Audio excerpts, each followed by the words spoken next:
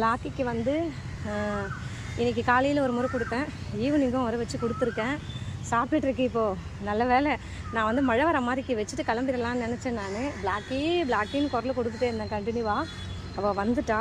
அந்த கிரேவியில் மெடிசனை மிக்ஸ் பண்ணி தான் வச்சுருக்கேன், அதெல்லாம் மிக்ஸ் பண்ணி வச்சுருக்கேன். Thank God. இதோட நாளைக்கு காலையில் வந்துடுவேன். ஒரு முறை நாளைக்கு காலையில் வந்துடுவேன். இது வந்து என்ன கிரேவி பாக்கெட்டு, மெடிசனு வித் மீன் எல்லாமே கலந்து மிக்ஸ் பண்ணி வச்சுருக்கேன். இது சாப்பிட்ற வரைக்கும் நின்னா போதும் எனக்கு. ஏன்னா இதை தான் இன்னொருத்தவங்க யாரும் சாப்பிடக்கூடாது. இவள் சாப்பிட்டு முடிச்சுட்டு நான் கிளம்பிடுவேன். மழை வரத்துக்குள்ளே சாப்பிட்டுட ஓடிடுவா. பிள்ளைங்க எங்கன்னு தெரில. ஒன்றா நீ கூண்டு போய் குடி. இப்போ நான் மீனை காட்டினேன்னா இதை நிப்பாட்டிடுவா. ஸோ நான் மீனை காட்ட மாட்டேன். அதனால் இவள் ஃபஸ்ட்டு இதை மெடிசனை ஃபஸ்ட்டு எடுத்துட்டோம்.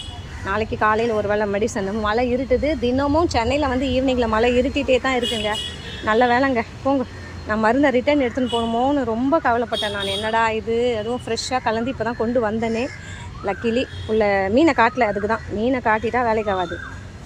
மீனை காட்டினா வேலை ஆகாது.